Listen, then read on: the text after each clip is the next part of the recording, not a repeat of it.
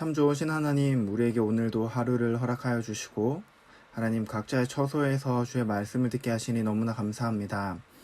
하나님, 비록 우리가 힘든 상황 가운데 있지만은 언제나 늘 우리의 소망이 되시는 주님을 바라보게 하시고 우리가 주님을 바라볼 때 주께서 주시는 새 힘을 공급받을 수 있도록 하나님 함께하여 주시옵소서. 우리 가운데 함께하실 주님을 기대합니다. 이 모든 말씀 예수님의 이름으로 기도드립니다. 아멘.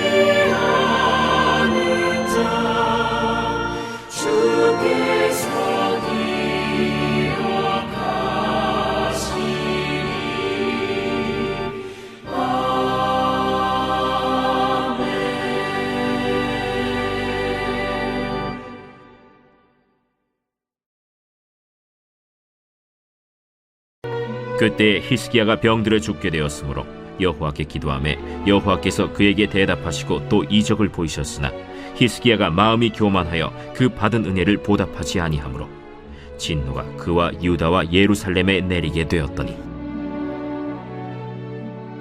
히스기야가 마음의 교만함을 뉘우치고 예루살렘 주민들도 그와 같이 하였으므로 여호와의 진노가 히스기야의 생전에는 그들에게 내리지 아니하니라. 히스기야가 부와 영광이 지극한지라 이에 은금과 보석과 향품과 방패와 온갖 보배로운 그릇들을 위하여 창고를 세우며 곡식과 새 포도주와 기름의 산물을 위하여 창고를 세우며 온갖 짐승의 외양간을 세우며 양떼의 우리를 갖추며 양떼와 많은 솥대를 위하여 성읍들을 세웠으니 이는 하나님이 그에게 재산을 심히 많이 주셨음이며 이 히스기야가 또 기혼의 윗샘물을 막아 그 아래로부터 다윗성 서쪽으로 곧게 끌어들였으니 히스기야가 그의 모든 일에 형통하였더라. 그러나 바벨론 방백들이 히스기야에게 사신을 보내어 그 땅에서 나타난 이적을 물을 때 하나님이 히스기야를 떠나시고 그의 심중에 있는 것을 다 알고자 하사 시험하셨더라. 히스기야의 남은 행적과 그의 모든 선한 일은 아모스의 아들 선지자 이사야의 묵시책과 유다와 이스라엘 열왕기에 기록되니라.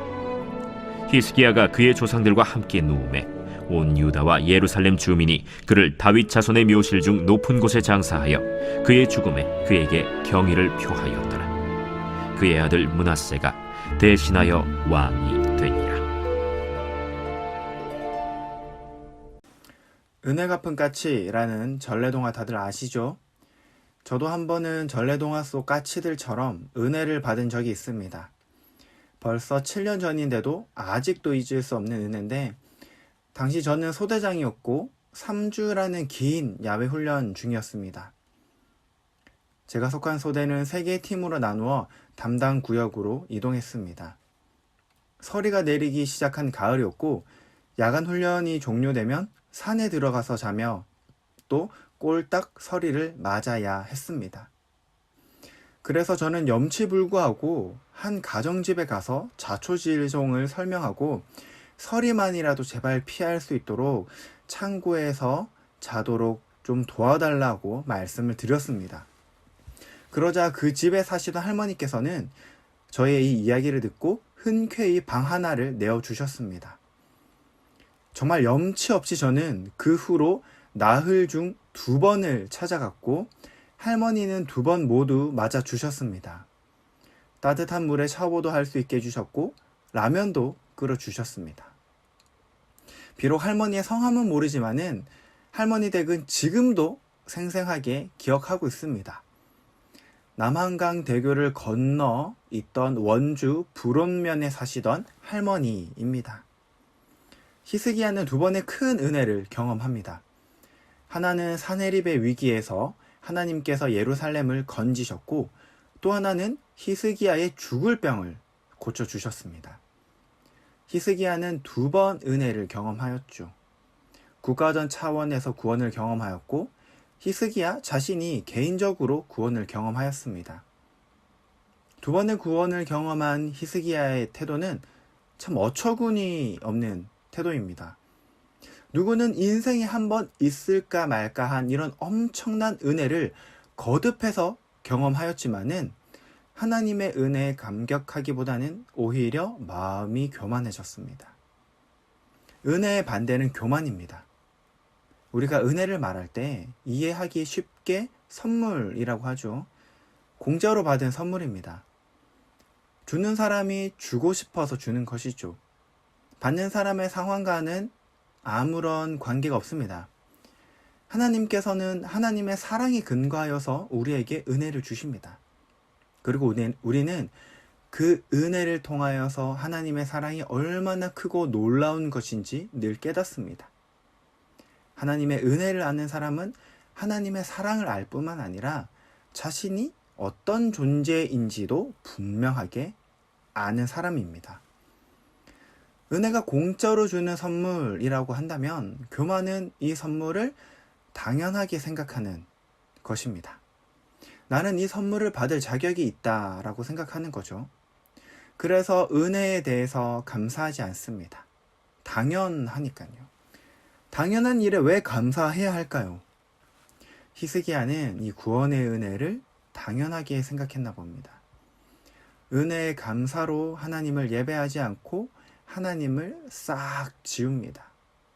교만하면 하나님을 쉽게 잊어버립니다. 신명기에서 모세는 이스라엘 백성들에게 이렇게 경고합니다. 신명기 8장 14절입니다. 내 마음이 교만하여 내 하나님 여호와를 잊어버릴까 염려하노라. 그리고 이어서 모세는 이스라엘 백성에게 하나님이 어떤 분인지 설명합니다. 구원의 하나님, 은혜의 하나님에 대해서 말이죠. 우리가 절대로 잊어서 안 될 것이 바로 이 하나님의 은혜입니다. 우리는 너무나 쉽게 하나님의 은혜를 잊습니다. 뒤돌아서 까먹는 것이 하나님의 은혜죠. 왜 우리는 이렇게 하나님의 은혜를 쉽게 잊어버릴까요? 우리가 이 하나님의 은혜를 당연하다라고 생각하기 때문입니다. 나를 향한 하나님의 은혜는 당연한 것이고 또 나 또한 그럴 자격이 있다라고 생각합니다. 나와 가족의 건강, 좋은 직장에 다니는 남편, 좋은 성적으로 상급 학교에 입학하는 자녀들. 이것이 전부 내가 받아야 하는 당연한 내 것이라고 생각하기 때문이죠. 우리 한번 탕자를 한번 봅시다. 그는 자신이 받을 몫을 요구하는 것이 정당한 일이라고 생각해서 아버지께 구했습니다. 우리가 이 비유를 볼 때 하나 놓치고 있는 것은 둘째 아들이 아버지의 집에 살 때도 자기의 몫으로는 살지 않았다라는 것이죠. 우리 한번 상식적으로 생각해 봅시다. 우리는 이 말씀, 이 예수님의 비유에서 두 가지를 알 수가 있어요. 첫 번째는 아들이 아직은 결혼하지 않았다는 것. 두 번째는 여전히 아버지가 살아 계시다는 것. 아버지가 살아 계시고 아들이 아직 결혼을 하지 않았다는 것은 아직 둘째 아들이 경제적인 독립을 하지 않았다는 것을 우리에게 말해줍니다. 그렇기에 이 아들은 아버지의 집에 아버지와 함께 있으면서 앞으로 자기가 받을 유산들을 미리 땡겨서 쓴 것이 아니라 아버지의 집에 있는 것을 그대로 쓴 것이죠. 그런데 이 아들이 아버지의 품을 떠나자 어떻게 됩니까? 궁핍하여지고 먹을 것이 없어서 돼지들이 먹는 쥐염 열매로 배를 채웁니다. 그리고 아버지의 집을 그리워하죠. 당연하다고 생각하던 것들이 떠오르기 시작합니다. 아버지의 집에 있을 때는 양식이 풍족했는데 품꾼들이 얼마나 많이 있었는데 아버지 곁을 떠나고 은혜를 당연하다고 생각하는 이 인간의 모습이 어떤지 주님께서는 우리에게 말씀하고 계십니다. 주님께서는 탕자의 비유에서 하나님을 떠나고 있고 사는 우리와 한없는 하나님의 사랑이 어떠한지에 대해서도 말씀하십니다. 둘째 아들이 돌아오자 아버지는 아직도 거리가 멀지만은 측은히 여겨서 둘째 아들을 보고 긍휼한 마음으로 달려갑니다. 아버지 없이 살겠다고 떠난 이 아들이 돌아오자 아버지는 달려갑니다. 그리고 아들이 그동안 무엇을 했는지, 돈을 어떻게 썼는지 묻지도 따지지도 않습니다. 잘 왔다고, 너무나 잘 왔다고 맞아줍니다. 둘째 아들이 돌아온 아버지는 기쁨이 넘쳤습니다. 이것이 탕부 하나님, 아들을 위해서 모든 것을 주시는 하나님의 사랑입니다. 히스기야의 교만에 하나님은 유다와 예루살렘에 진노를 내렸습니다. 하나님을 잊은 히스기야에게 하나님은 이 진노를 통해서 히스기야가 하나님의 은혜를 다시 생각하고 하나님께 돌아오도록 하셨죠. 하나님의 진노에 히스기야와 온 유다 백성들이 교만을 뉘우쳤을 때, 하나님의 은혜를 생각했을 때, 이것이 하나님의 은혜구나, 내가 당연하다고 생각하면 안 되는 것이구나 라고 온 백성들이 생각했을 때, 뉘우쳤을 때, 회개하였을 때 하나님께서는 히스기야가 사는 동안 다시는 진노를 내리지 않으셨습니다. 하나님께서는 솔로몬에게 나타나셔서 이렇게 말씀하셨죠.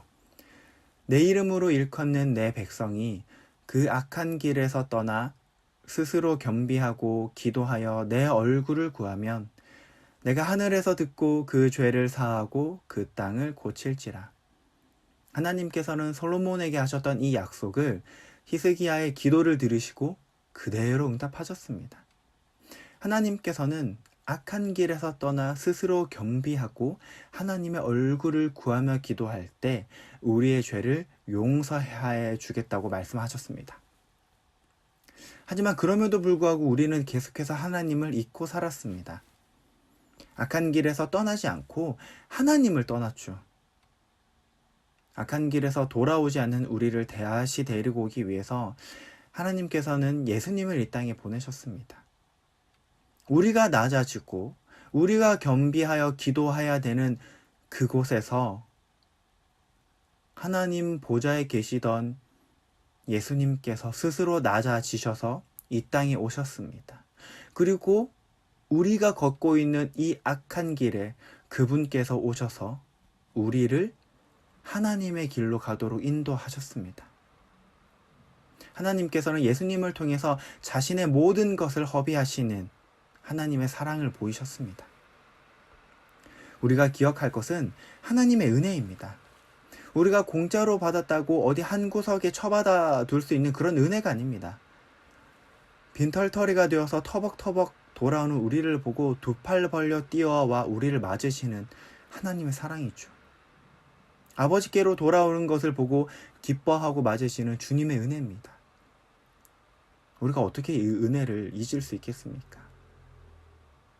우리는 우리 자신이 언제나 늘 탕자라는 것을 잊으면 안 됩니다. 탕자에게 임한 하나님의 은혜도 잊을 수가 없겠죠. 오늘 하루 우리에게 필요한 것이 무엇인지 한번 진지하게 고민하였으면 좋겠습니다. 내가 하나님 앞에서 내가 내 평생 잊지 말아야 할 것이, 내가 늘 기억해야 되는 것이 무엇일까? 나를 부르시는, 나를 맞아주시는, 나를 품으시는 하나님의 은혜입니다. 오늘도 하나님의 품 안에 거하는 우리가 되기 원합니다. 아버지의 품 안에 안겼을 때 아버지의 모든 것을 누리고 기쁨 가운데 거하였던 그 탕자처럼 돌아온 우리를 맞으시고 품으시고 기뻐하시는 하나님 품 안에서 기쁨을 누리는 우리 모든 더시티 사랑의 교회 성도들이 되기를 이 시간 간절히 기대하고 또 소망합니다. 기도하시겠습니다.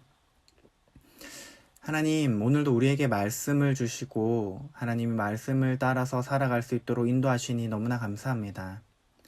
하나님 곁을 떠난 우리를 위해서 이 땅에 오셔서 하나님, 우리를 위해서 기도하시고 우리를 위해서 스스로 낮아지신 예수님을 이 시간 바라봅니다.